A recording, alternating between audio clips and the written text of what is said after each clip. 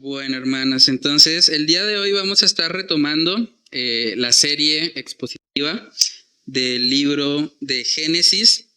Y bueno, hoy estamos finalizando, o hace 15 días nuestro hermano Ernesto estuvo finalizando lo que fue el capítulo 11 del libro de Génesis. Para hoy vamos a hacer un pequeño resumen o un pequeño panorama de lo que han sido estos 11 capítulos. Casi que este libro de Génesis se puede dividir naturalmente en los primeros 11 capítulos, donde vemos a Dios tratando puntualmente con toda la humanidad. Y desde el capítulo 12 en adelante vemos que ahora Dios se enfoca específicamente dentro de esa gran humanidad. Ahora se enfoca en la familia de Abraham. Y vamos a ver desde Génesis 12 a Génesis 50 la historia de Abraham, Isaac, Jacob y José. Pero algo interesante que podemos notar en estos primeros 11 capítulos es que hemos visto mucha información, ¿cierto? Algunos me han dicho, uy, pastor, pero esa serie está como que mucho contenido, ¿no? Mucha información. Y es cierto, realmente hemos visto información de carácter científico, porque mucho de lo que hemos estudiado en el libro de Génesis podemos ver que tiene una coherencia con lo que vemos hoy en día también en la ciencia. Hemos visto también algunos argumentos históricos.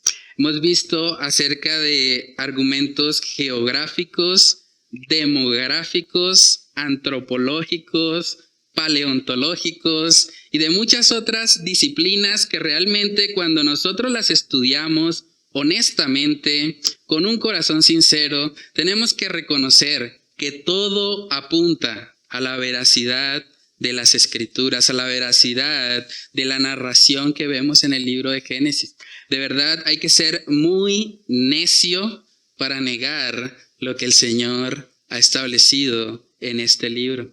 El título que le hemos colocado precisamente a esta serie es El verdadero origen del universo. Y eso es interesante porque en estos primeros 11 capítulos, a pesar de que el número de capítulos es menor, se narra un periodo de tiempo de aproximadamente 2000 años, desde Génesis 1 hasta Génesis 11. En cambio, lo que vamos a estar viendo desde Génesis capítulo 12 hasta Génesis 50 es un periodo aproximado de unos 300 años. Y ahí vemos que ya el Señor ahora se enfoca específicamente en su pueblo escogido, en esa nación descendiente de Abraham, que es el pueblo de Israel. Pero le llamamos a esta serie precisamente el verdadero origen del universo, porque en el mundo moderno en el que estamos, mucha gente ha tratado de desvirtuar el relato bíblico de la creación. Mucha gente ha tratado de decir que eso del jardín del Edén es una fábula. Eso de que las serpientes están hablando, eso de que Dios creó todo en 7 días, no, eso es imposible, dicen algunos. Pero hermanos, cuando nosotros contrastamos el relato bíblico con la verdadera ciencia, con la verdadera historia, podemos reconocer que no hay dudas al respecto. Lo que el Señor ha establecido en este libro es 100% veraz. Todas esas falacias se caen por su propio peso cuando son expuestas a un estudio riguroso y serio de las Escrituras. Por eso es tan importante que nosotros tomemos en serio el estudio de la palabra de Dios. El estudio de la palabra de Dios es lo que nos va a ayudar en medio de este mundo relativista, en medio de este mundo totalmente negador de la verdad. Lo que nos va a sostener y lo que nos va a guiar en medio de tantas tinieblas son las Escrituras. Por eso de verdad yo les animo, yo oro al Señor que ojalá este estudio de Génesis pueda despertar en ustedes una pasión por escudriñar más, por aprender más acerca de lo que el Señor quiere hablar a nuestras vidas por medio de ella. Es muy importante, sobre todo los padres que están acá, déjenme hablarles a ustedes. Los padres necesitan aprender cómo defender su fe. Sus hijos están siendo bombardeados hoy en día con tantas ideologías, con tantos argumentos que tratan de ir en contra del Señor. Y es muy importante que ustedes, como aquellos que han sido llamados por Dios para disciplinar y para instruir a sus hijos, que ustedes conozcan las Escrituras para que puedan guiar a sus hijos respecto a lo que el Señor ha establecido. Entonces, la mañana de hoy no vamos a tener como tal un texto base, vamos a ver básicamente un panorama de lo que hemos estudiado. Es una especie de resumen o un bosquejo general de lo que es Génesis desde el capítulo 1 hasta el capítulo 11. Entonces vamos a orar para pedir la dirección del Señor antes de comenzar. Padre, te damos muchas gracias, Señor, por esta primera parte del libro de Génesis. Gracias porque en estos 11 capítulos, Señor, tú has condensado tanta información valiosa para nuestras vidas. Tú has permitido, Señor, que entendamos cuál es el origen de todo lo que existe.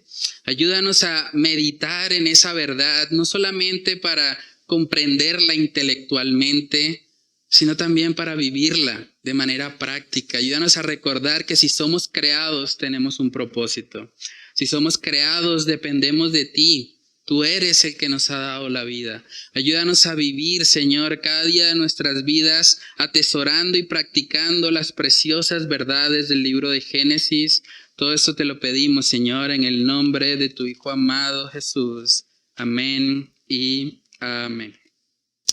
Bueno, hermanos, entonces este libro de Génesis, en el capítulo 1, versículo 1, empieza diciéndonos la palabra que tal vez resume todos estos primeros 11 capítulos, y es que en el principio creó Dios los cielos y la tierra.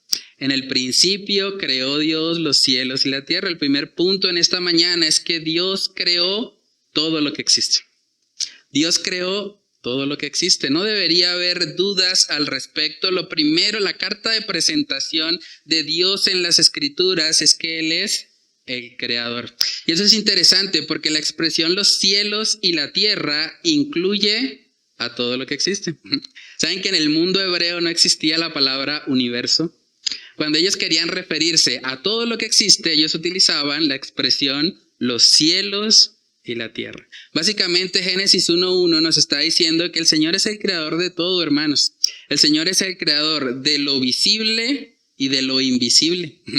El Señor creó absolutamente todo lo que existe. Y eso tal vez para nosotros como cristianos puede ser obvio. Pero hay un mundo allá afuera que está tratando de negar esta verdad tan básica, tan fundamental. Hay un mundo allá afuera que está diciendo, no, yo no creo que Dios haya creado todo. Algunos están afirmando incluso que tal vez el mundo se creó solo.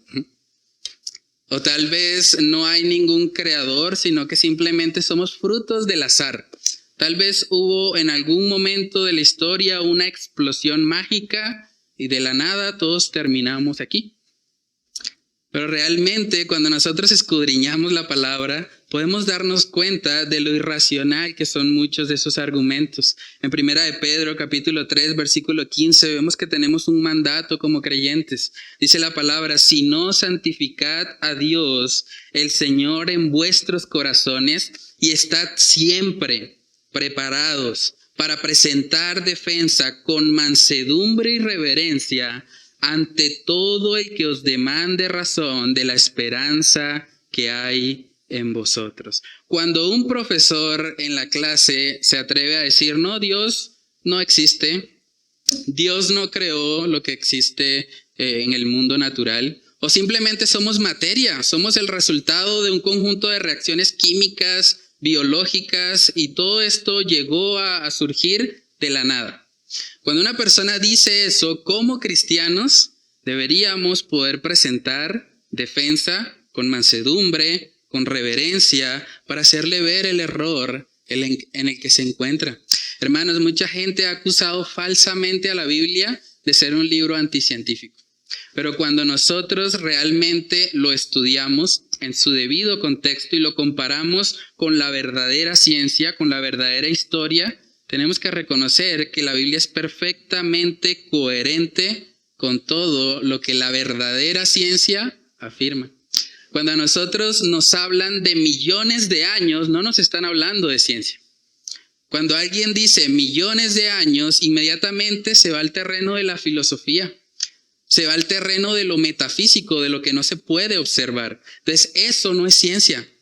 Eso es una religión. La religión de los millones de años. Y muchos creen, basados en algunos experimentos de dudosa procedencia, que realmente la Tierra tiene millones y millones de años. Pero cuando usted contrasta eso con la verdadera ciencia, se da cuenta que es prácticamente imposible que eso sea verdad. Hermanos, toda la evidencia científica, todas las observaciones que se han hecho, incluso hace poco con el telescopio Webb, el último que salió, que ha tenido la mejor resolución acerca de imágenes sobre el universo, se ha podido demostrar que el universo entero se está expandiendo. Eso es algo que ningún científico serio pondría hoy en duda. Las galaxias se están separando cada vez más las unas de las otras. Ahora, bajo el principio de conservación de la energía, debe haber una fuente que está causando esa expansión. ¿Por qué se alejan las galaxias unas de las otras? La energía, un principio científico, dice no se crea ni se destruye, solo se transforma. Entonces, si esa energía se está dando, si el universo se está expandiendo, algo tiene que estarlo causando. Y ahí es donde muchos han apelado, pues ahí está el Big Bang. Si ves que explotó el Big Bang y ahí está el universo expandiéndose. Pero eso también nos plantea una pregunta más de fondo. Porque aunque el Big Bang, permitamos que el Big Bang sea la explicación para la fuente de energía, ¿de dónde salió el Big Bang? Es el mismo problema. ¿De dónde salió esa explosión? ¿Por qué se produjo? ¿Quién la causó?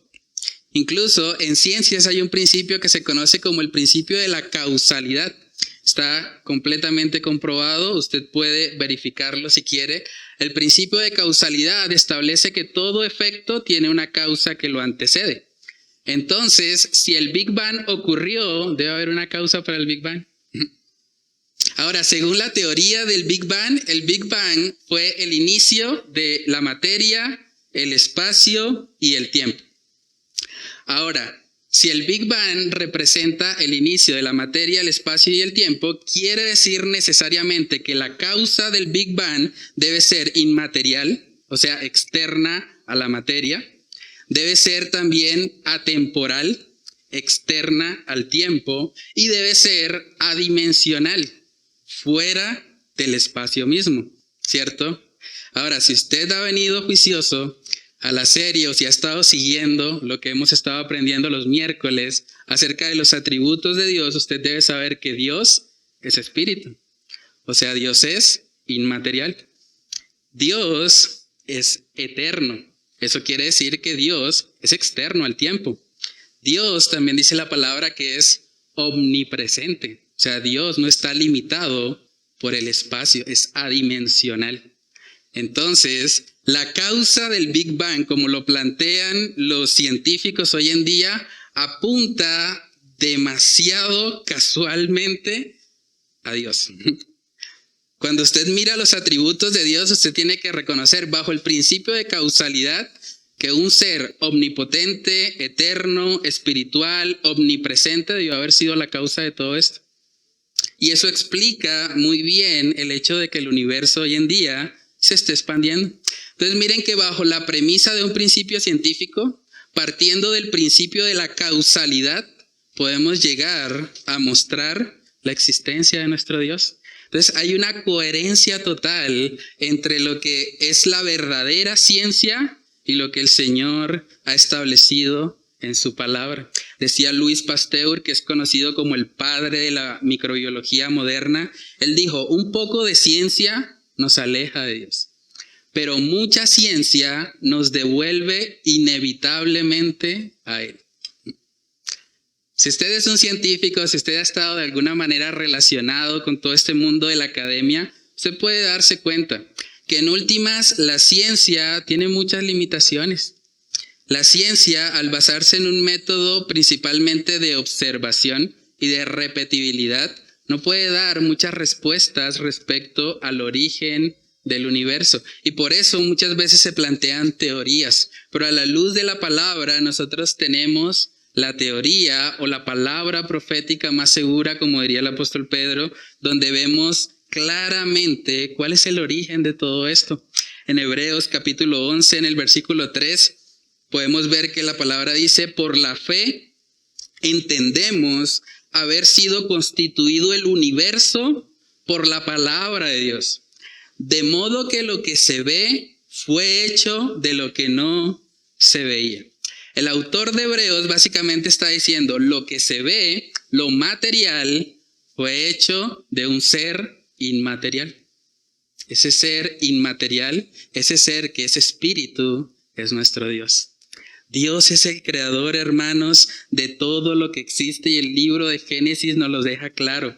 Desde el principio el Señor estaba interesado, antes de hablarnos de doctrina, antes de hablarnos de cómo vivir la vida cristiana, Dios quería que estuviésemos convencidos de que Él es el creador, que Él es el creador. Ahora, el hecho de que Dios es el creador tiene por lo menos dos aplicaciones relevantes para nuestra vida. La primera de ellas es que no eres un accidente cósmico. Si Dios es el creador, tú no eres fruto del azar.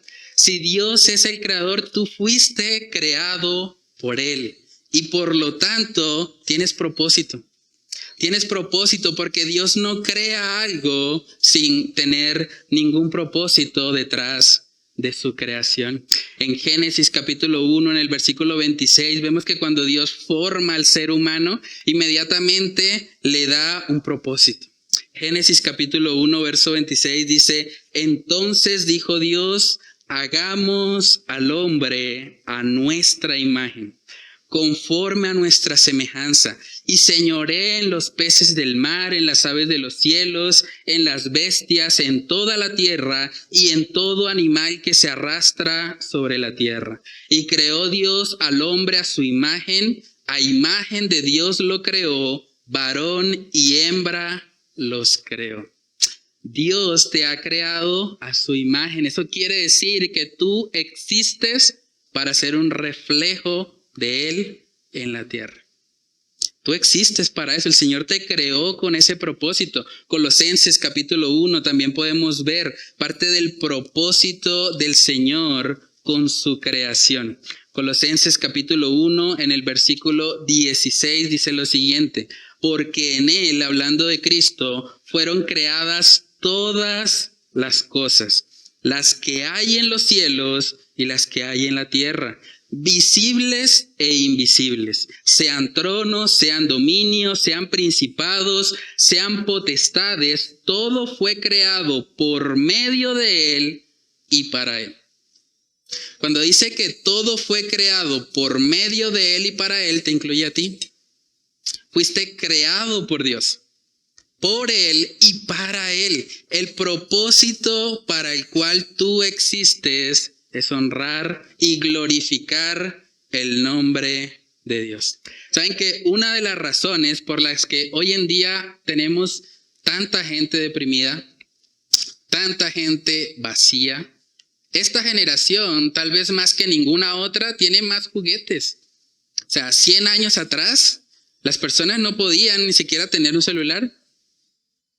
O 200 años atrás, no tendrían lavadora, no tendrían muchas de las comodidades que hoy tenemos.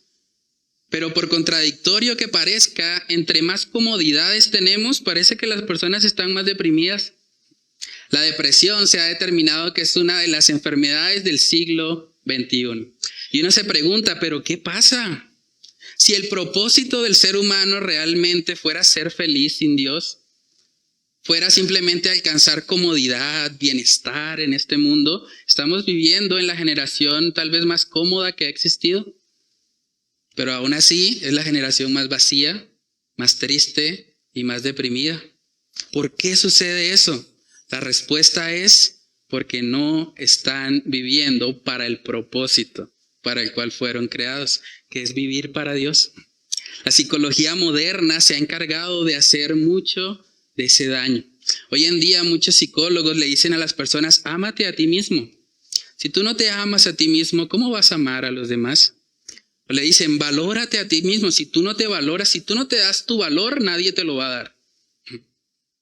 Algunos dicen: no, conócete primero a ti mismo, tómate un tiempo, viaja, vive para ti, acéptate tal cual eres.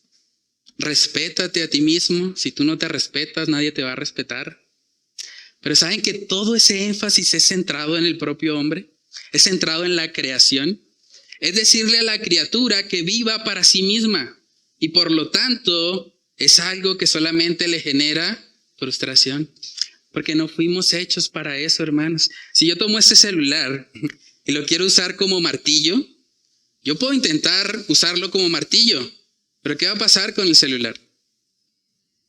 Va a sufrir. Se va a dañar, probablemente su pantalla se va a romper, porque no fue hecho un celular para yo usarlo como martillo. De la misma manera, el ser humano no fue creado para sí mismo, hermanos. Viviendo una vida centrada en nosotros mismos, vamos rumbo a la depresión. Vamos rumbo al desánimo. Vamos rumbo a una vida vacía porque no fuimos hechos para eso. El libro de Génesis nos está mostrando muy claramente que fuimos creados para Dios. Entonces el mensaje de los psicólogos debería ser: ama a Dios, ama a Dios, valora a Dios, conoce a Dios, acepta a Dios, respeta a Dios, porque una vida centrada en Dios será lo único que puede llenar un corazón que fue creado para reflejar la imagen de Dios. Es lo único, hermanos. Solamente una vida centrada en Dios podrá traer verdadera plenitud a seres que han sido creados para Él. Fuimos hechos por y para Él. Eso es lo que entendió precisamente el rey Salomón. Yo les recomiendo de verdad en su casa, lean el libro de Eclesiastés. Ese es un libro hermoso porque nos muestra lo vano, que es tratar de vivir para lo creado en vez de vivir para el Creador. En el libro de Eclesiastés vemos a un hombre que probó todo, un hombre que trató de buscar el sentido de la vida debajo del sol, un hombre que tuvo cualquier cantidad de mujeres, que tuvo posesiones materiales, que tuvo poder, que tuvo lujos, que tuvo todo lo que tal vez alguien humanamente pudiese desear. Y ese hombre al final del libro concluyó las siguientes palabras. Eclesiastés capítulo 12, versículo 13, él dijo: el fin de todo el discurso oído es este: teme a Dios y guarda sus mandamientos, porque esto es el todo del hombre. Solo Dios le da sentido a tu existencia. Solo Dios te puede dar propósito. Solo Dios puede ayudarte para que tú camines realmente en una vida plena. Dice Salmos 16:11 que en su presencia hay plenitud de gozo y hay delicias a su diestra para siempre. Y uno podría preguntarse, bueno, pero entonces si fuimos creados para Dios, ¿por qué a veces incluso entre los creyentes no se ve mucho de ese gozo? No se ve mucho de esa plenitud. ¿Qué está pasando que tal vez no estamos reflejando totalmente la imagen de Dios? Colosenses capítulo 3 nos ayuda a entender por qué. Colosenses capítulo 3 versículo 9 dice: no mintáis los unos a los otros, habiéndoos despojado del viejo hombre con sus hechos y revestido del nuevo, el cual conforme a la imagen del que lo creó, se va renovando hasta el conocimiento pleno, donde no hay griego ni judío, circuncisión ni circuncisión, bárbaro ni escita, siervo ni libre, sino que Cristo es el todo y en todos. Hermanos, tristemente el pecado ha distorsionado ese propósito. Esa imagen que el Señor colocó en cada uno de nosotros como su creación ha sido distorsionada por causa del pecado. Pero gracias a Dios por Jesucristo. Porque Cristo vino para restaurar eso que el pecado dañó.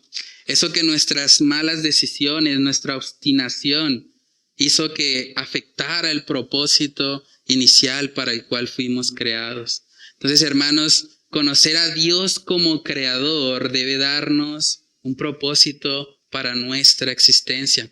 Lo segundo que podemos aprender del hecho de que Dios es el creador es que si realmente esto es así, tú no puedes ser lo que quieras ser. Tú no puedes ser lo que quieras ser. Si Dios es el creador, óigase bien, tú no puedes ser lo que quieras ser. Lo siento mucho si de pronto hay algún fan del mensaje de la película de Barbie, pero la realidad es que el eslogan de esa película es totalmente falso. Eso de que tú puedes ser lo que quieras ser es una mentira. ¿Saben quién quiso ser lo que quería ser? Satanás. Satanás quiso ser lo que quería ser. ¿Y cuál fue el resultado de eso? Eso lo podemos ver en Isaías. Vamos ahí. Isaías capítulo 14, versículos del 12 al 14. Dice ahí la palabra del Señor. Como caíste del cielo, oh lucero, hijo de la mañana, cortado fuiste por tierra. Tú que debilitabas a las naciones, tú que decías en tu corazón, subiré al cielo en lo alto, junto a las estrellas de Dios. Levantaré mi trono y en el monte del testimonio me sentaré a los lados del norte. Sobre las alturas de las nubes subiré y seré semejante al Altísimo. Hermanos, la primera vez que alguien creyó que podía ser lo que quería ser, el mal entró por primera vez en el mundo, en la creación de Dios. Satanás quiso ser semejante al Altísimo, siendo criatura, porque fue creado por Dios también.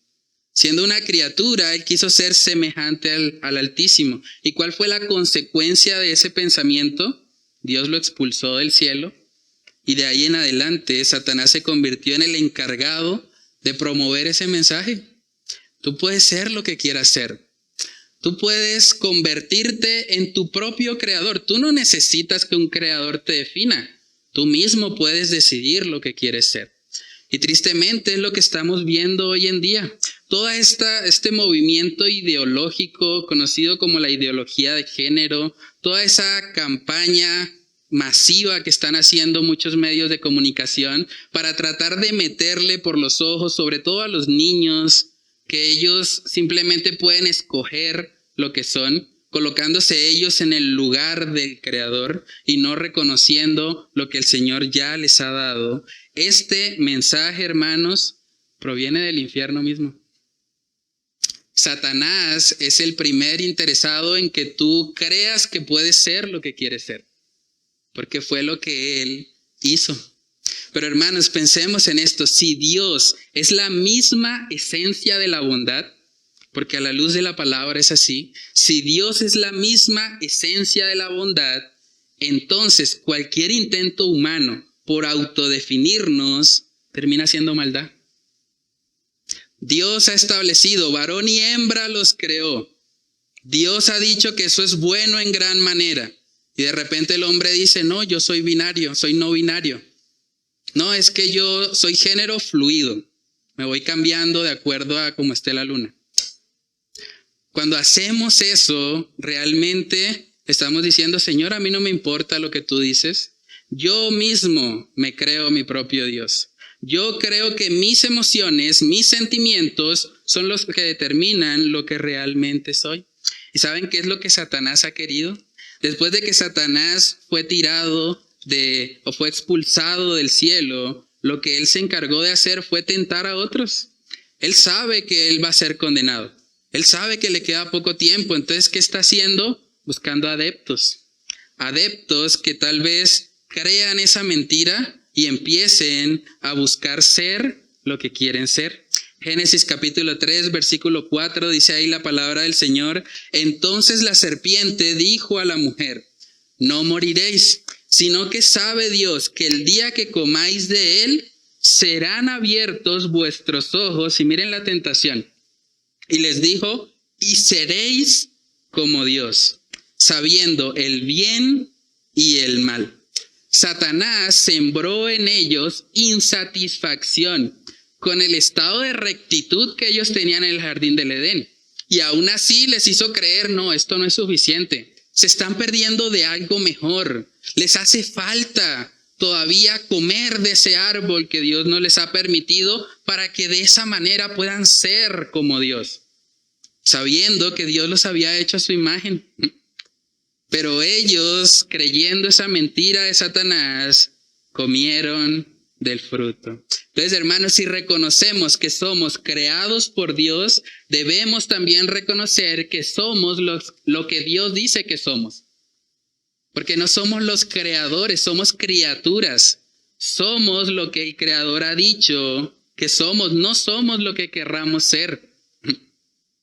Y qué pena de pronto si hay alguno que se siente aludido, pero es la realidad.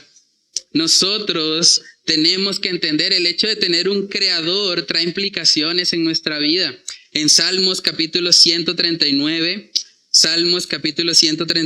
versículo 13, podemos ver también que el Señor forma a cada ser humano en el vientre de su madre. Salmo 139, versículo 13 dice lo siguiente: porque tú formaste mis entrañas, tú me hiciste en el vientre de mi madre. Te alabaré, porque formidables, maravillosas son tus obras. Estoy maravillado y mi alma lo sabe muy bien. No fue encubierto de ti mi cuerpo, bien que en oculto fui formado y entretejido en lo más profundo de la tierra. Mi embrión vieron tus ojos, y en tu libro estaban escritas todas aquellas cosas que fueron luego formadas, sin faltar una de ellas. Cuando David escribió esto, él no tenía idea de lo que era la genética o de lo que era el ADN, pero sí está hablando puntualmente de un libro en el que estaban escritas todas aquellas cosas que fueron luego formadas. Saben que en la genética moderna, cada uno de nosotros en nuestro ADN tenemos escrito básicamente un código genético donde se determina cuáles son nuestros rasgos físicos, donde también se determina nuestra sexualidad.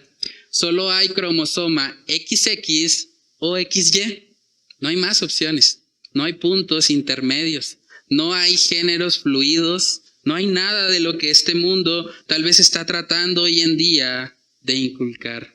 Entonces, hermanos, tanto bíblica como biológicamente tenemos que reconocer que solo existen dos géneros: sexo masculino y sexo femenino.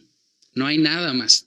Todo lo demás hace parte de lo que el hombre en su ideología, en su deseo de ser su propio creador, trata de hacer. Pero la realidad, hermanos, es que nada de esto va acorde con el diseño de Dios. Ahora, eso no es un mensaje de homofobia, eso no es un mensaje donde odiamos a los homosexuales, para nada. De hecho, la Biblia nos muestra muy claramente que dentro de la iglesia habían homosexuales, habían personas que Dios había sacado de ese mundo. Y eso lo podemos ver en 1 Corintios capítulo 6. 1 Corintios capítulo 6, versículo 9, dice la palabra: ¿no sabéis que los injustos no heredarán el reino de Dios? No erréis, ni los fornicarios, ni los idólatras, ni los adúlteros, óigase bien, ni los afeminados, ni los que se echan con varones, ni los ladrones, ni los avaros, ni los borrachos, ni los maldicientes, ni los estafadores heredarán el reino de Dios. Y miren lo que dice el verso 11. Y esto erais algunos. O sea, había gente en la iglesia de Corinto que era afeminada. Había gente en la iglesia de Corinto que se había echado con varones. Habían homosexuales ahí. Ahora, ¿son los homosexuales no bienvenidos en las iglesias? Claro que no.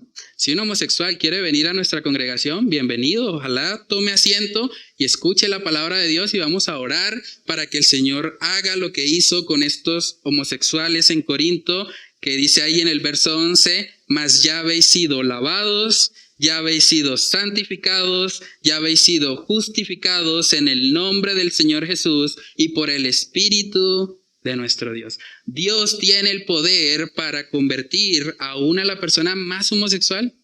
Claro que sí. Y ojalá lo haga, y ojalá use esta iglesia para que podamos ver homosexuales rendidos a los pies de Cristo. El pecado de la homosexualidad no hace a nadie insalvable. El pecado de la homosexualidad más bien te hace un candidato para recibir la gracia de Dios, para recibir su favor.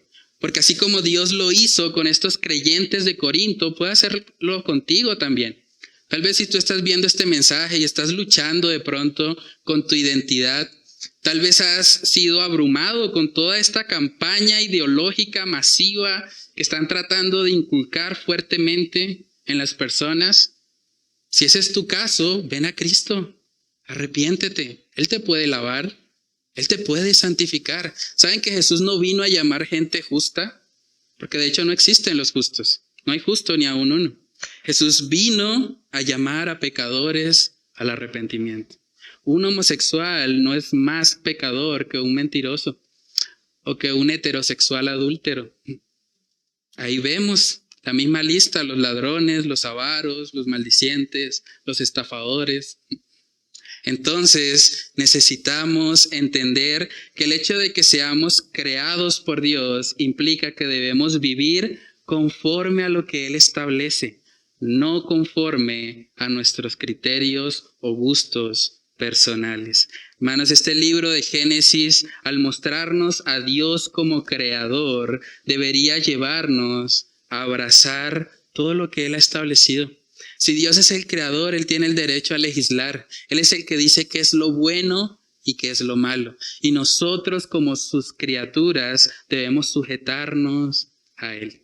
Y ahí es donde viene el principal problema que vemos en Génesis. Y es el principal problema, de hecho, de toda la humanidad. Punto número 2. El problema más grande del ser humano es el pecado.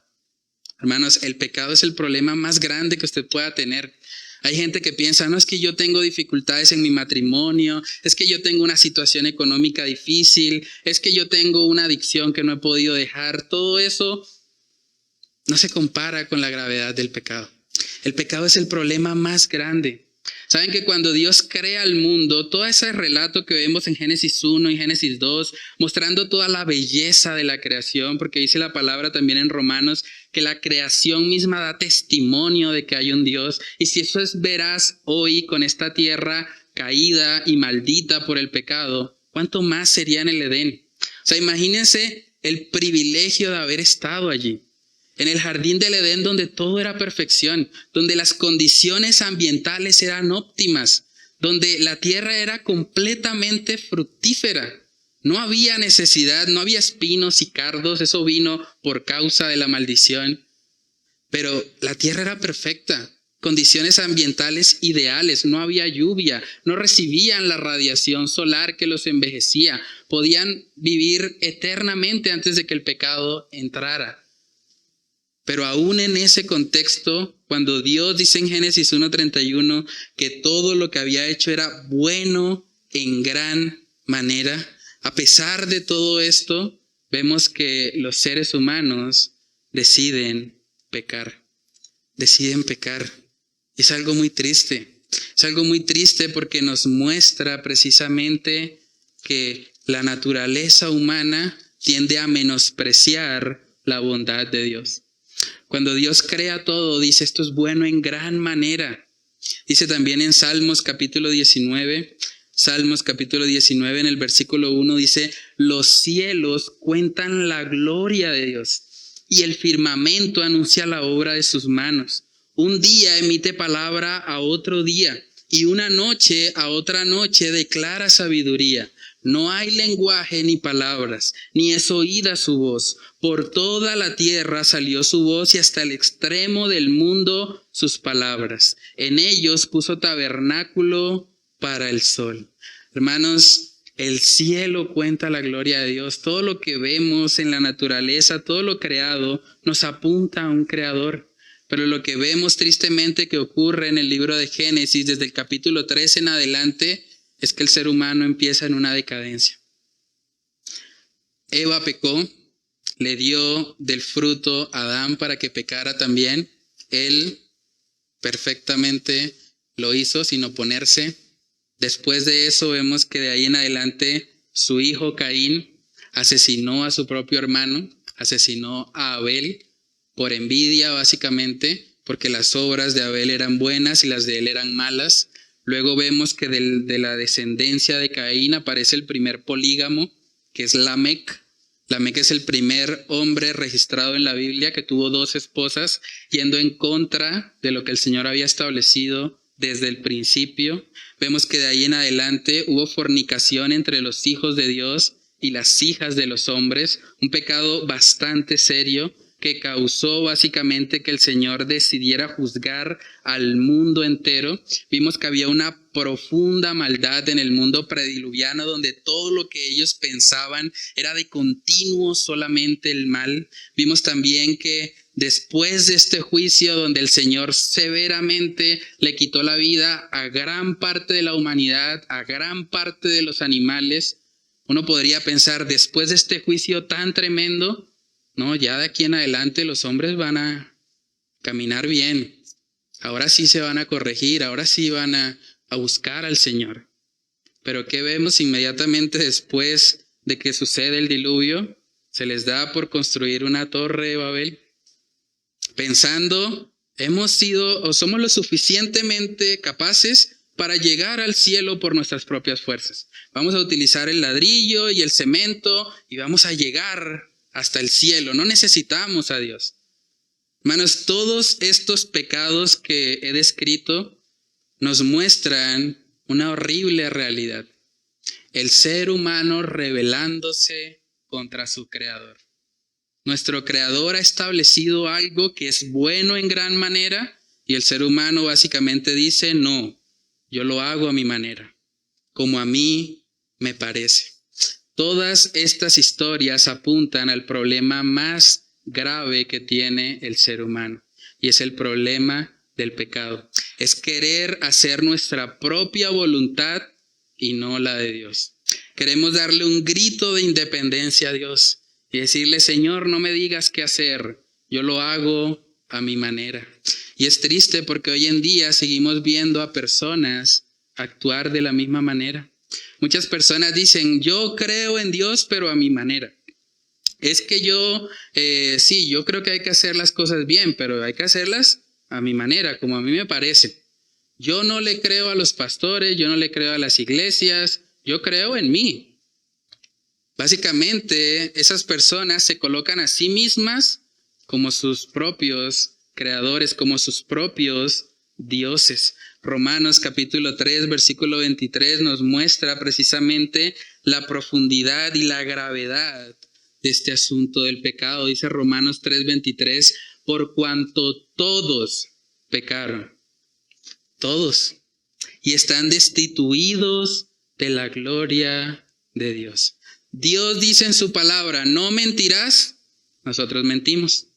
Dios dice, honra a padre y madre, y nosotros somos desobedientes a ellos. Dios dice, no robarás, y robamos. De pronto no cosas materiales, pero usted puede robarle tiempo a su empresa si no está trabajando en el horario que usted ha sido contratado para trabajar. Otros podrían pensar, bueno, pero Dios dice que no tendrás dioses ajenos delante de mí. Entonces muchos dicen, no, yo me amo primero a mí y después a los demás. Si me queda algo de amor, si no se me acaba todo conmigo, entonces comparto algo con los demás. Eso básicamente es colocarme a mí mismo como mi propio Dios. Y ese problema, hermanos, que vemos descrito desde Génesis 3 en adelante, sigue siendo el problema más grande de la humanidad. El problema que nos trae cada vez más consecuencias dañinas a nuestra vida. Y podemos ver ahí mismo en el libro de Génesis algunas de las consecuencias. Se perdieron esas condiciones ambientales óptimas, donde ellos de las frutas, de aquello que provenía de las plantas, podían encontrar todos los nutrientes para sobrevivir. No era necesaria la proteína animal, porque esa fruta en ese ambiente tan especial era más que suficiente para nutrir y saciar al ser humano, pero eso se perdió. Esas condiciones ideales donde no había lluvia, donde había una capa de agua protegiendo toda la superficie terrestre, que luego todo eso cayó como consecuencia del diluvio, eso terminó disminuyendo la longevidad humana. Y es evidente, porque cuando miramos las genealogías, Adán y la mayoría de sus descendientes vivieron alrededor de 800 y 900 años. Pero ¿qué pasó después del diluvio? Esas edades empezaron a caer y ahora vivían 400, 300, 200 años y cada vez se ha venido disminuyendo. ¿Y todo por qué? Por el pecado. El diluvio no solamente eliminó a millones de personas, no solamente eliminó especies animales, probablemente los dinosaurios desaparecieron por causa del diluvio, sino que como vimos también cuando hicimos el estudio en Génesis capítulo 6, Dios tuvo que reacomodar la tierra entera.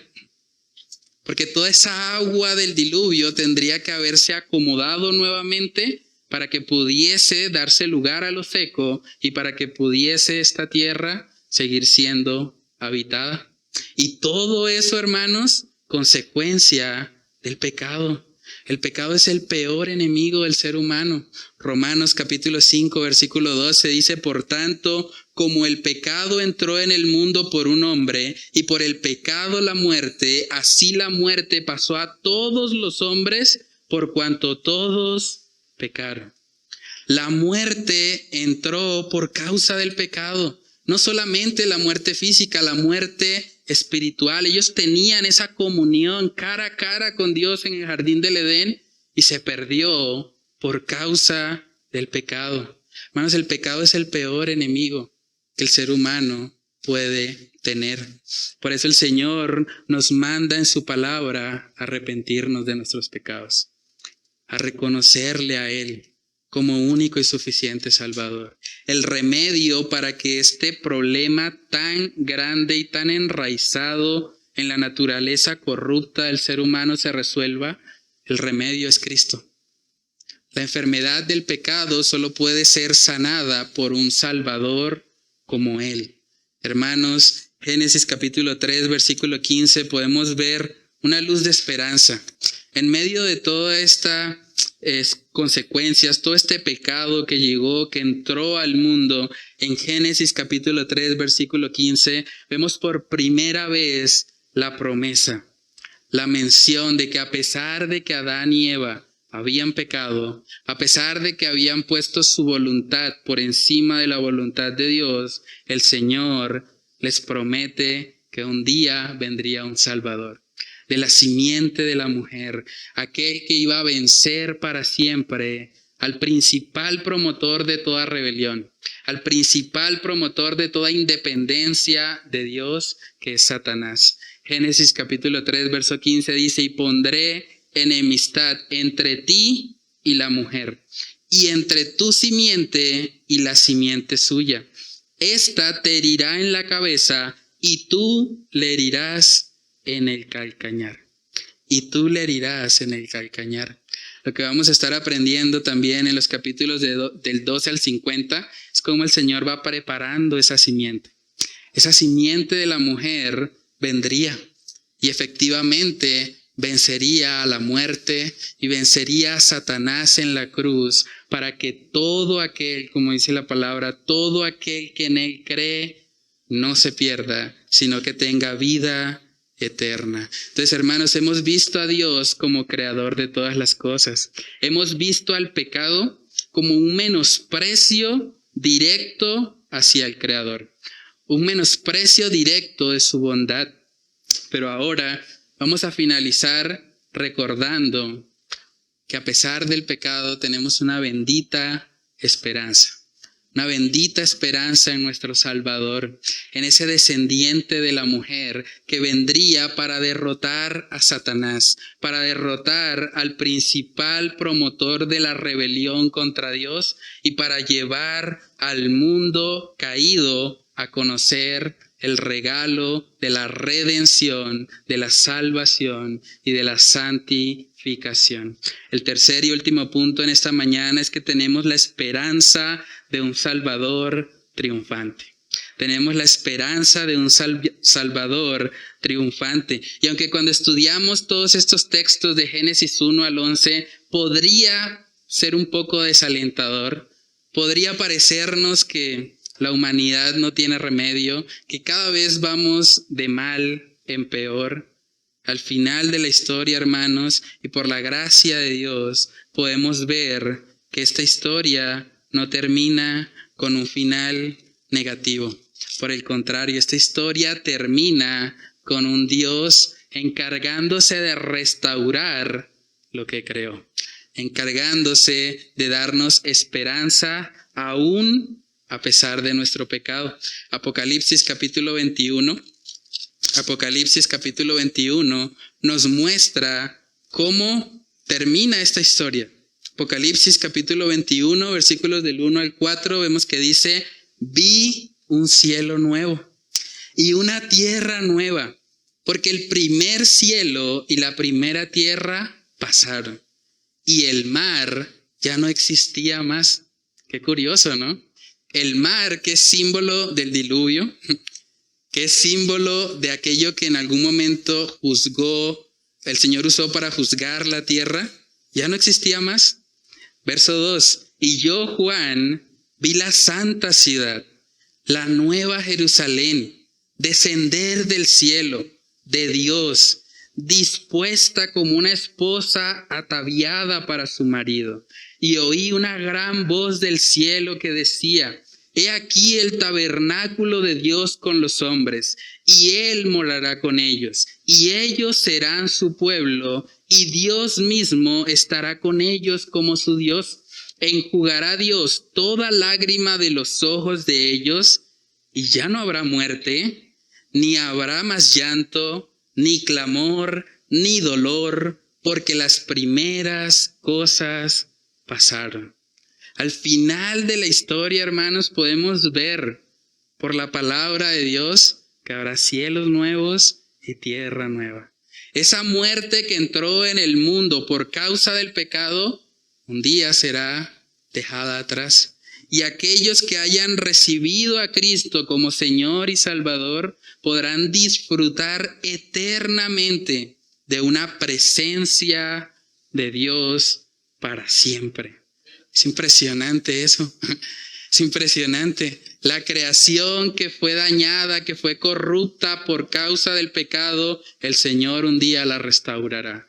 Y ustedes y yo podemos participar de eso si nos arrepentimos de nuestros pecados y confiamos en Cristo. Él es la puerta, como dice la palabra. Él es el único mediador entre Dios y los hombres. Solo a través de Cristo hay salvación. Usted puede recibir este precioso regalo si usted primeramente se humilla delante de Él.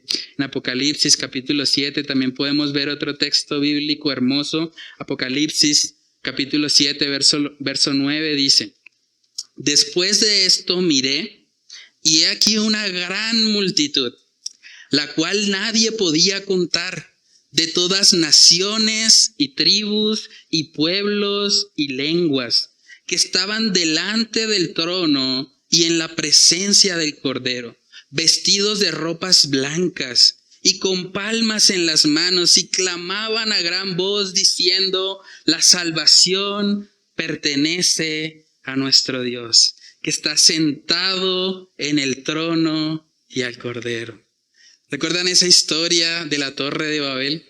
Aquello que fue el juicio de Dios sobre esas personas, que fue confundir sus lenguas, que fue dar inicio como tal a los diferentes idiomas como hoy los conocemos. Eso que fue un juicio de Dios, ahora el Señor lo va a convertir en un instrumento para que le adoremos. Y gente de toda lengua, toda tribu y toda nación un día reconocerá que la salvación le pertenece a nuestro Dios. Qué glorioso, hermanos, es la restauración de la creación. El Señor se va a encargar de que Satanás no se salga con la suya. El Señor se va a encargar de que al final de la historia el que triunfe no sea el pecado. El que triunfe va a ser Él. Dios, la representación del bien. Esa nueva vida que el Señor nos promete a nosotros no solamente es algo futuro. Esa nueva vida usted puede tenerla hoy. El Señor dice en 2 Corintios capítulo 5, en el versículo 17, este es un texto bíblico hermoso. Dice ahí la palabra de Dios: de modo que si alguno está en Cristo, nueva criatura es. Las cosas viejas pasaron, he aquí todas son hechas nuevas. Si alguno está en Cristo, es una nueva criatura. Esa creación que tal vez ha sido distorsionada por el pecado, esa creación donde tal vez su imagen no se representa con fidelidad, esa creación puede ser restaurada si usted viene a Cristo. Si usted está en Cristo, va a ser una nueva criatura. Y ahora va a poder decir, Señor, yo reconozco que tú eres mi creador y quiero vivir conforme a lo que tú estableces. Ya no quiero ser más el dueño de mí mismo. Ya no quiero vivir más para autosatisfacerme, para cumplir mis sueños, mis metas personales. Ya no quiero vivir más para ser lo que quiero ser. Ahora quiero vivir para ser lo que tú quieres que yo sea. Ahora quiero rendir mi vida a ti. Ahora quiero que tú uses a este vil pecador para que tu nombre sea puesto en alto. Y para que quede claro que toda la gloria es para ti. Porque no hay nada bueno en mí. No hay nada que me haga merecedor de tu gracia. No hay nada que me haga digno de una relación contigo. Pero para que tu gracia sea exaltada, para que este mundo pueda ver las riquezas de tu abundante misericordia, úsame. Úsame a mí para ser un testimonio vivo de lo que tú puedes hacer. Y debería ser nuestro anhelo. Señor, he pecado.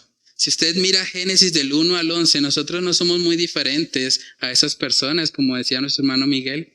Nosotros también hemos pecado. Nosotros también hemos sido rebeldes ante Dios. Nosotros también hemos querido vivir la vida cristiana a nuestra manera. No, es como a mí me parece. Yo voy a la iglesia si estoy de ánimo, si no, no. No, es que es como yo quiera, a mí nadie me puede obligar. Y esa actitud de independencia, de autonomía de Dios, de lo que Él ha dicho, es la esencia misma del pecado. Señor, no quiero que nadie me diga qué hacer, yo quiero hacerlo a mi manera. Quiero ser mi propio Dios. Y cuando el ser humano vive de esa manera, termina vacío, termina frustrado o termina tristemente, como muestra la palabra, recibiendo la justicia de Dios en el lago que arde con fuego y azufre, que es la muerte segunda. Lo que el Señor quiere a la luz de su palabra es que ninguno perezca, sino que todos procedan al arrepentimiento. Hoy este libro de Génesis, este panorama que hemos estudiado, nos muestra que Dios te está llamando al arrepentimiento. Dios te está llamando, tú eres su creación. Deja de vivir como si tú fueras tu propio creador. Deja de vivir como si tú fueras tu propio Dios.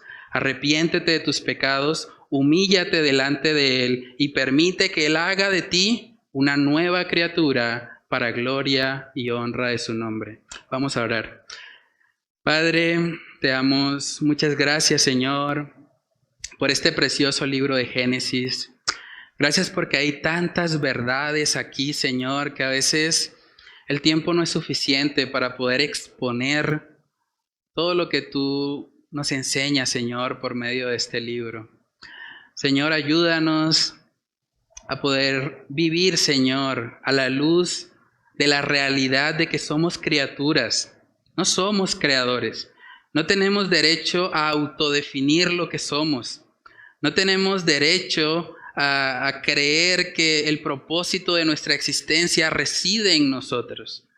Padre, ayúdanos por medio de tu palabra, convéncenos por medio de tu Espíritu Santo para que podamos ver, Señor, la necesidad que tenemos urgente de ti, la necesidad de restablecer nuestra relación contigo por medio de nuestro Señor Jesucristo.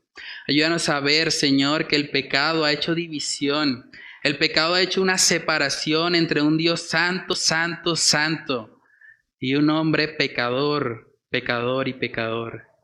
Señor, ayúdanos a correr a los pies de Cristo. Ayúdanos a recordar que te necesitamos, que solo en ti hay salvación, que solo tú, Señor, puedes restaurar esta naturaleza caída, este cuerpo corrupto, este cuerpo de muerte, como dice el apóstol Pablo. Señor, que cada día de nuestra vida nuestro mayor anhelo seas tú. Nuestro mayor anhelo sea vivir para aquello que hemos sido diseñados. Hemos sido creados por y para ti, Señor. Ayúdanos a vivir conforme a ese propósito. Ayúdanos a no estar buscando en lo creado lo que solo tú como creador nos puedes dar. Ayúdanos a vivir una vida satisfecha y completa en ti. Señor, que seas tú obrando y usando esta palabra para convencernos.